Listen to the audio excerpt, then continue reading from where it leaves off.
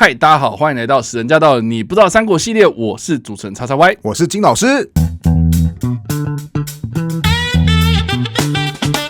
好的，欢迎回到我们的节目。我们这一集的内容要来聊聊《三国》这个电视剧的第56集。在这一集的内容当中呢，我们很常看到周瑜的旁边呢有一个很信任的部将啊，这个部将呢就是鼎鼎大名的吕蒙哦。那吕蒙呢，好像我们之前的节目一直都没有聊这个人哦。那当然，这个人呢在后续出镜率也是蛮高的啦。是，所以我觉得我们有必要花一集的时间呢，好好来介绍这个吕蒙到底是何方神圣喽。好。那我要先说一下为什么他的出镜率很高，因为现在网络上啊，或者说很早就有流传这个说法，就是东吴有4大都督啊，因为就是说什么东吴有那个大都督可以掌管整个军事的权力。是，那盛传第一任大都督就是周瑜，那接下来大都督是鲁肃，第3任大都督就是吕蒙，那最后一任大都督是所谓的陆逊。当然，我要先澄清一点，其实说什么4大都督这句话是很有问题。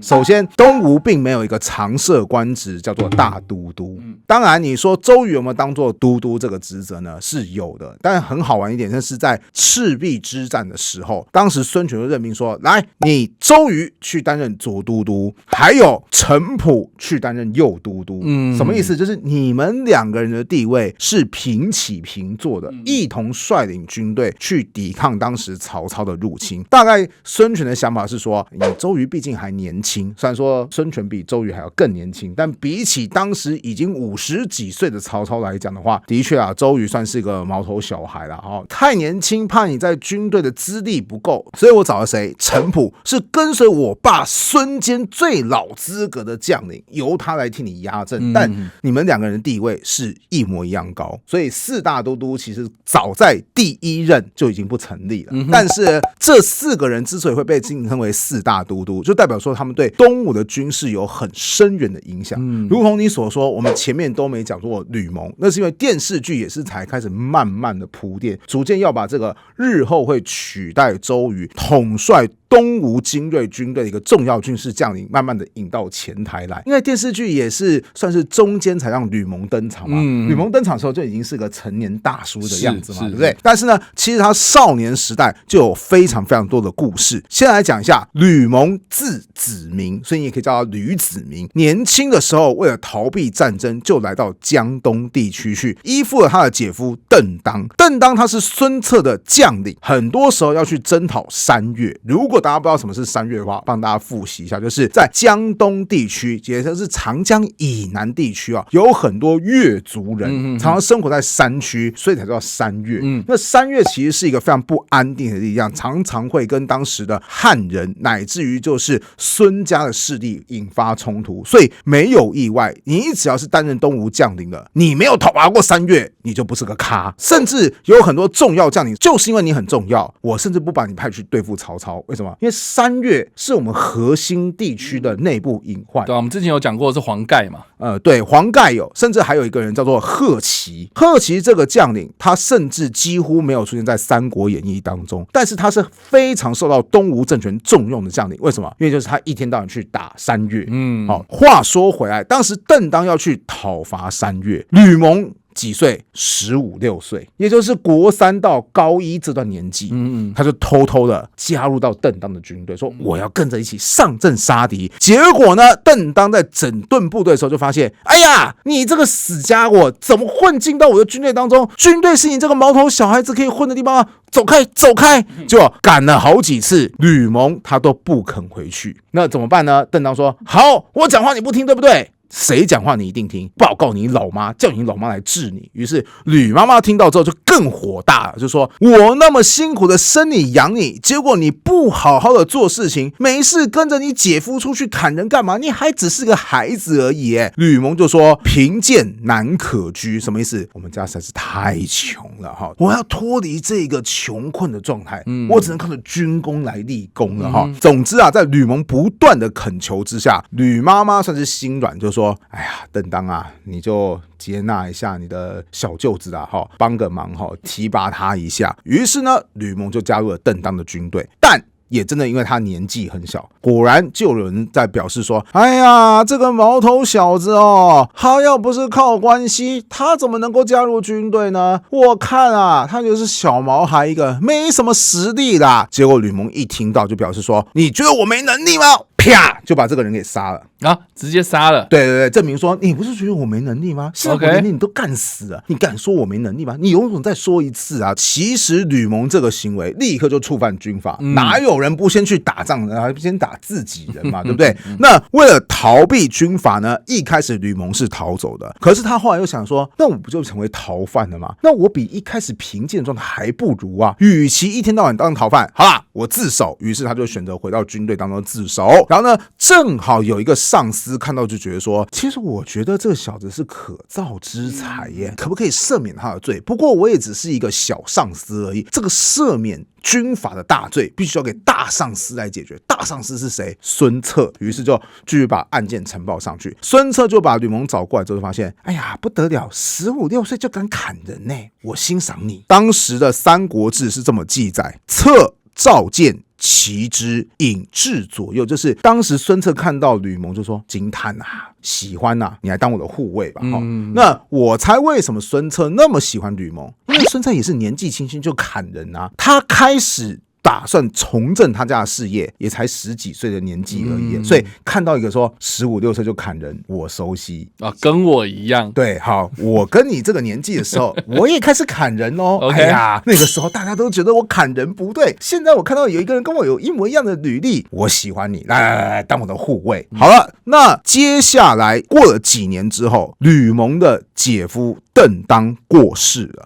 那这边要特别讲一下东吴政权，当然啦，他可能更早没有成立东吴政权以前，我们姑且叫孙权政权或者什么孙策政权好了。总之，这个所谓的江东集团有一个很特别的地方，就是他们的将领都有私人的部曲，就是他们很少有中央的部队，他们都是将领自己有私人部队，那这个私人部队也往往只有跟他们要好的将领才可以指挥。那邓当死掉之后，谁可以代替他继续指挥跟这支邓当关系密切的军队呢？此时大家都想到说啊，有啦，吕蒙。为什么？你跟邓当有关系嘛，小舅子嘛，而且你在军中也混了几年了，在军中也算是脸熟的，好，就让你取代邓当成为义军的主将吧。于是此时的吕蒙可能才20几岁，已经可以独领一军了，因为托了他姐夫的功劳。但是又有一个新的转折，什么个但是呢？《三国志》记载，后来换到孙权掌权时期，孙权就觉得说，哎呀，小将兵少而用薄者，欲并合之。什么意思？就是我们的军队啊，都是每一个将领都有他的私人部队嘛，对不对？那有些将领的部队人数就特别少，这样也算一支军队。我们资源分散嘛，那你几百人也算是一支军队。那我是不是有很多个番号？那领饷之类的那些后勤供应之类的，就会很繁琐嘛，对不对？所以呢，与其这样资源分散，孙权就决定说，来，我们把军队给合并啊，整并嘛。对对对，怎么？比如说你只有几百人啊，几十人啊，我就把好几支部队整并到一个几千人的部队，这样子比较有规模。是。但是请注意哦，这当然是好事，对不对？可是被整并的部队，你的番号啊，就消失了嘛。是。你原本还是个几百人部队的主将嘛，你接下来就可能只是成为几千人部队的一个小小的部下而已咯。就像那个公司整并一样嘛。对，你原本是个公司的老板，可是你被整并到大企业里面，你就只是个职员。没错。OK， 所以其实大家都不想要被整并，问题是你不想要被整并，你必须拿出你的相对应的实力啊。比方说你本身就是个大部队，你本身就有几千人，你不是被整并，你是准备整并人。那你觉得吕蒙的部队是大部队还是小部队呢？听起来是小部队啊。没错，所以其实吕蒙也是非常的紧张，就想说，哎呀，这个该怎么办呢？于是吕蒙想到的方式就是，第一个借钱。借钱是干什么？帮他的部队整顿比较好的服装。历史上是记载，每个人都穿上深红色的制服。为什么要强调深红色？因为古代深红色的染料特别的贵，让自己看起来比较尊爵不凡嘛。没错没错，大概有点像是今天大家出去打球，然后你就穿的那个有带钩的那个牌子，哎呦，当大家的牌子都不是带钩的，而你是带钩的时候，就显得你特别的尊爵不凡。OK， 球技怎么样不晓得，但起码第一步已经先吓到别人了，大概是这个意思。然后呢，又置上绑腿部，服装比较整齐划一。然后呢，加紧操练部队。等到孙权现在开始觉得说，好了，那我要开始整并部队了，我当然要每支部队都看一看，哪支特别弱，优先裁掉你嘛，对不对？检阅到吕蒙的时候，就发现陈列赫然，兵人练习，就是排得非常的整齐，然后练习的力度非常的强大，可以看得出来这是一支精锐之师。孙权看见就说：“哎，这带的不错哎，这支部队人少但是精锐，这个将领有抬头哦。来问一下是谁？吕蒙的部队是不是？好，没有问题。吕蒙，你既然这么会带兵，我加部队给你。”于是吕蒙就透过这个机会，在新老板面前怎么样展示自己的业务能力，而且还获得新的业务资源。这个时候的吕蒙大概也顶多20-30岁吧，不得不说他在这种资源匮乏的情况下，其实是很聪明的。应该你看他第一步先做什么？先去借贷，是因为他知道他如果不做出一番成绩的话，他一定会被整并。那他怎么样？算是置之死地于后生。我与其就是用我现在贫乏的资源想办法去硬挤出来，可能效果很差，我宁愿怎么样？先借钱，投资自己嘛。对对对对，如果真的投资失败，那我认了。是啊，因为如果投资失败，我也注定被讲上整并嘛，对不对？但是如果我投资成功了，我可以整并别人了，那我要还借贷，以后有的是机会啊。是啊，是啊。所以这个人其实脑袋非常的清楚哈。那我们时间咻积累，就先来到建安16年，这是一个什么样的时间点呢？赤壁之战打完，甚至周瑜都已经过世了，所以孙权就任命鲁肃你去代替周瑜成为义军主帅。鲁肃呢接到命令之后呢，就来到战场的前线，途中呢就经过了吕蒙的驻扎地点。当时有人就说，吕蒙是周瑜底下著名的将领，你应该好好去拜访他一下。那鲁肃一听到就说，哎呀，我知道，不就是吕蒙吗？那个就是作战是很勇猛啦，但是为人也有点就是不怎么上档次，他的成就也就是那个样子而已了哈。见他干什么呢？结果还是旁边人说，吕将军功名日显，不可以故意待之，君宜顾之。就是等一下，你说错了，吕蒙跟以前已经不一样了，你绝对不可以这么轻视他，你应该要好好的慎重对待。眼看手下都这么说了，鲁肃就说，好啦，那就去吕蒙那边看一看吧哈。那看了之后呢，双方就摆设酒席，然后就开始喝酒。喝着呢，吕蒙就问鲁肃说，你现在受到主公的重用，那我们的强敌关羽你有什么计策要去应对他呢？当时啊，鲁肃大概真的是不想甩这个吕蒙，他就随便说了一句话，叫做临时失仪。什么意思？就是我没想到啦，到时候遇到状况再说啦哈。见招拆招啦。对，好，你说的更好，我说的这是更大实话，就是我没想啦，以后再说啦哈。OK， 吕蒙一听就说，今东西虽为一家，而关羽实雄虎也，既安可不预定？什么意思？今天虽然我们孙刘结成联盟，但关羽其实是一个超级强大的将领，你怎么可以不先预备计划来对付他呢？接下来不只是质疑鲁肃而已，吕蒙立刻就端出他所谋定的各式各样的战略及战术。鲁肃看着看着，听着听着，突然大惊失色，拍着吕蒙的背说，吕子明，我都不知道你的才能怎么增长成这个样子啊，赶快带我去见你的母亲。见到吕妈妈之后，立刻就说，吕蒙他一定有出息，吕妈妈放心，我一定好好重用他。你看这个上司对这个下属一定是非常的看重的。你有遇过任何一个老板做过这种事情吗？倒是没有。如果有一个老板他真的做这件事情，你如果说这老板是不是有点 gay 或者有点超过，但最起码代表一件事情，老板一定很重视这个员工，不然不会去做这么奇怪的事情嘛。这边有没有注意到我们前面讲的吕蒙他其实感觉起来虽然说有点小智慧，比方说借钱啊，搞装备嘛，对不对？但本质上还像是一个毛头小孩，动不动就是直接捅人的那种。OK， 怎么现在遇到鲁肃？你看鲁肃他说的话叫什么？临时失仪。你不觉得这句话其实很适合年轻时代的吕蒙吗？年轻时代吕蒙也是遇到什么事情立刻应激反应，一刀给你过去。可是现在吕蒙却会说，关羽这么强大，你怎么可以不多做预备？甚至直接就把计策拿出来，代表说吕蒙平时就在精精心准备有关于前线的战事，他已经跟年轻时代很不一样了。所以后来有诞生一句很著名的成语，叫做无下阿蒙。什么意思？就是说一个人经历蜕变，跟以前有超级不一样的进步。那吕蒙是如何获得这样的进步呢？事情啊，我们要从史料《江表传》里面有提到，当时吕蒙跟另外一位将领叫做蒋钦都很受到孙权的重视。当时孙权就把这两个将领召过来，就说：“哎呀，你们两位现在都已经是领军的将领我觉得你们应该多增进一些学问，对你们的职涯发展，对你们的带兵会有非常好的帮助。”这时候吕蒙就讲说在军中常苦多务，恐不容复读书。什么意思？我在军中很忙的，这也忙那也忙，没什么时间可以读书啦结果此话一出，孙权就立刻讲说：“孤岂欲卿至今为博士也？”什么意思？就是说我叫你念书，难道叫你去考研考博吗？我不是这个意思，我是要你去多读一些书，你这样子才有多累积一些知识跟见识，你才不会成为一个莽夫或俗称叫做丘拔，就是兵没有知识嘛，然后就只会动刀动枪的。你要去增长你的视野，你才可以提高你的上限啊。还有你说你忙，我是你上司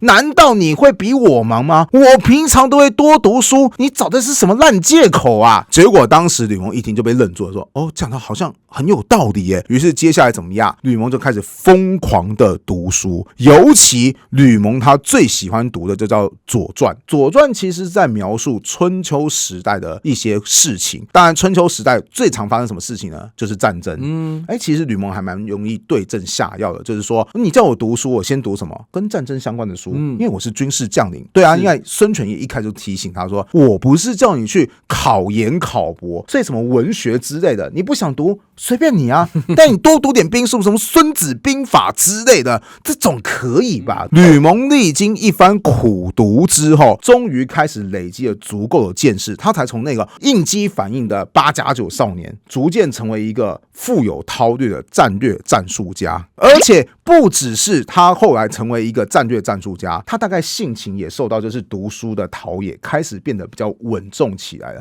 早年你看别人说，我看你这个人毛头小孩没什么本事，啪就给他捅下去了。他后来竟然还成为孙权军队当中很重要的一个协调者。事情是怎么发生呢？孙权军中有一个将领叫做凌统，凌统的爸爸叫做凌操，凌操死于一个人的手上，这个人叫做甘宁。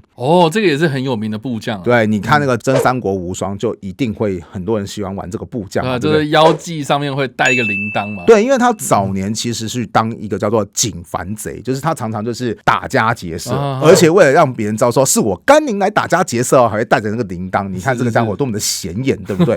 甘宁早期是在刘表这个阵营来服务的。那凌操当时呢去攻打刘表的部将黄祖的时候，就被甘宁给击杀。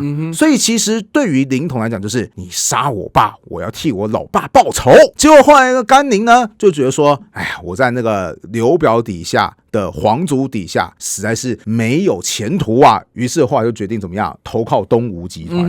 于是杀父仇人竟然成为我的同事，搞到最后每次凌统看到甘宁出现，拳头都握得紧紧的，整个都变硬邦邦的，就想说找个机会我一定要弄死你。那有一次呢，吕蒙当时大概也已经是步步高升了嘛，他已经可以管理一些将领了，他就说，我们这个在家中开一个小宴会，高级将领一起来聚会，来联络一下感情。凌统跟甘宁都有去参加。喝着喝着，在酒酣耳热之间呢，突然凌统就开始说，各位喝酒总要助兴嘛，对不对？怎么助兴呢？抽起剑来就说，我为大家舞一段剑来助兴，然后就走到中间，开始这样不断的拿刀挥来挥去，挥的过程当中就越来越接近甘宁，然后眼神就开始这样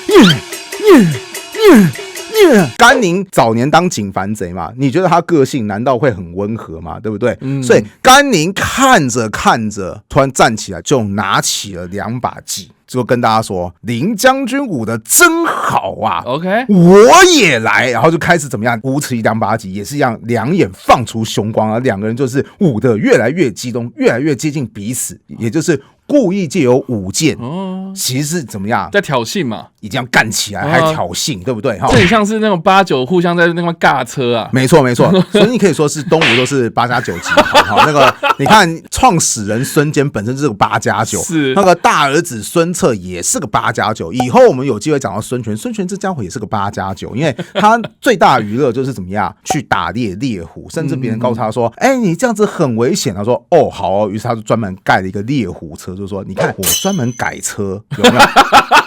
这样就不危险了。领导人都是8+9，难怪底下人也一大堆8+9。是。就在这个时候，突然作为主持人的吕蒙也站起来，就拿起刀盾，一个是武器，一个是防御的东西，然后走到两人中间，就说：“两人那么爱武，是不是？我也很爱武啊。”这两个人一看到上司都站出来了，怎么样？总不可能往上司那边打下去，说先把吕蒙给打倒，我们两个人再 PK 起来，不可能嘛，对不对？所以两个人就总算比较收敛一点点。吕蒙的这个行为就把一个可能在军中引爆的危机暂时给平定下来了。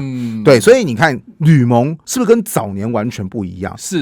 如果是早年吕蒙统军，他会发生什么事情？你们两个人在冲三小，可能吕蒙自己就拿起刀来往两人各给一刀，这也就是很有可能发生的事情。可是吕蒙现在已经懂得怎么样大局为重，所以才会有那句非无下阿蒙的评语。这也是为什么新三国他一定要介绍这个人物，因为接下来吕蒙将会成为东吴很重要的一位军事将领，为东吴做出很大的贡献。就是比较可惜一点点，就是我们现在在新三国看到的吕蒙是已经完全体的吕蒙，就是在电视剧当中他好像只比周瑜差那么一点点而已。